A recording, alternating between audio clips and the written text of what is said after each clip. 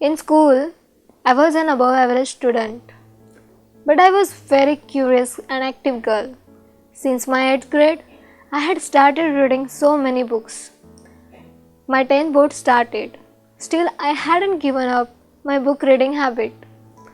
Everyone would get amazed that how I am reading and studying simultaneously. Actually, I was searching for something meaningful. I was sensitive to my nearby happenings. I would feel something is wrong here. This world has got so many flaws. I could see duality around me, good and evil, justice and injustice.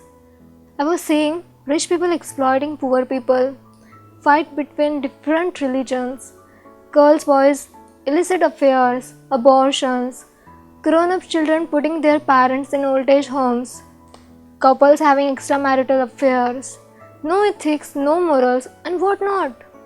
So, I would question a lot, what is this world? How it began? Has God created this mess? Does God exist? Which God? My God or my friend's God? Then I would try to dig in those library books, searching the origin of universe in science books, Big Bang, black holes, and whatnot. Then I started looking into philosophical books, where some say world has come from zero and will become zero again. And then some people claiming I'm God. It's ridiculous, isn't it? Nothing was comprehensible and satisfying to me. I still couldn't find answers to my questions of what is the purpose of my life. I was not a kid. I would think, what do I need to do? Just coming in this world and going? No way. And what about death? What after that? Will I reincarnate again and lead the same life? And what about emotions that we feel daily? Love, forgiveness, compassion, humility, gratitude. From where all these emotions come? Has Big Bang created feelings? Has Newton's law of gravitation made people fall in love? I was confused. But deep within, I knew something is there which is yet to be known for sure. It was the time of my prelim exams, and one fine day my brother comes home all the way from Mumbai where he was working. My birthday was approaching. He handed me 2 books and said, "This is your birthday gift." Never before he had given me such fat books. Those 2 books were Krishna and Bhagavad Gita, as it is by Swami Srila Prabhupada. I said, "I liked your gift and I will read." He was happy. But as I glanced over the Krishna book, where the hero was Krishna, I immediately recalled my school time hero, Harry Potter. I said, "Brother, wait a minute. I like Harry Potter, so you are going to give me Harry Potter books too, isn't it?" Then he said, "Arey Raja, oh dear, there is nothing in Harry Potter book. All imaginary world, imaginary characters. What real benefit you can derive from such imaginary characters?" I said, yeah, my brother was sounding wise to me. I said, "Okay, but I like Harry Potter." He said, "No worries. Alright, you read Krishna, you will write Krishna too." My prelim exams were going, but still I couldn't resist myself seeing those 2 books.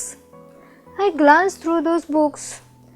I found it will be better to read first about Krishna. First let me know the person, and later we'll see what the person wants to say in Bhagavad Gita.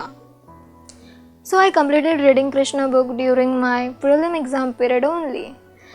After reading it, I was on cloud 9, some unknown happiness. And after my board examinations, I read the whole Bhagavad Gita in just 3 days. I was just eating, sleeping and reading. Wow, what an experience! Not a single moment I felt bored. Because generally when you read some philosophical book, it will make you fall asleep, right? But this book Bhagavad Gita had some magic. The magic of authenticity I felt. I was so amazed that how my doubts are getting dissolved step by step. It's not some fanatic book.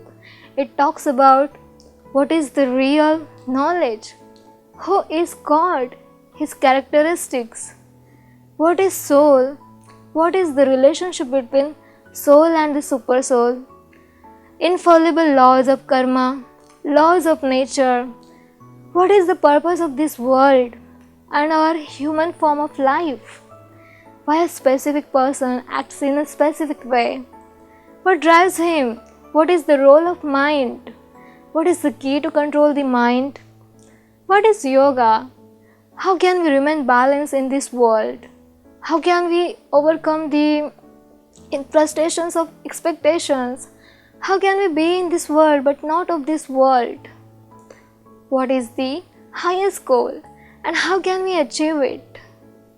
Full with anecdotes, practical applications. Seriously, what an incredible book. The book explains it all. Upon reading it, I felt so delighted. The doubts which I carried from many days, the mental agonies, seemed nothing to me now. I felt I have found a genuine path.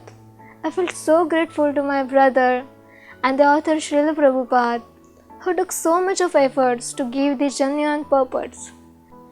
Then there was some transformation in me. I took the decision of giving up meditating, following 4 regulative principles, chanting the holy names, living a God-centered life, which is a content life. And I knew only real things can bring real change within you. It was a real book by a real author. Not so-called Babas can bring change in your life by taking big donations from you. I was eager to tell my brother. Then later, when I met him, I expressed my desire.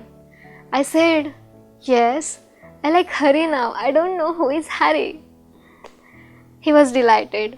Brother said, without the knowledge of Bhagavad Gita, people outside are literally bleeding.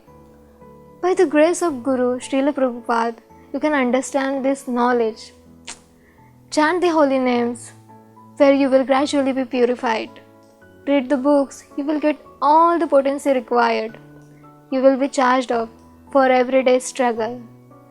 Now it's your responsibility. You have received the highest good. Share this highest good with everyone. And I cheerfully agreed. That's my story with Bhagavad Gita. I would love to know your story too. You can share your story in the comment section below. Thank you very much. Hare Krishna.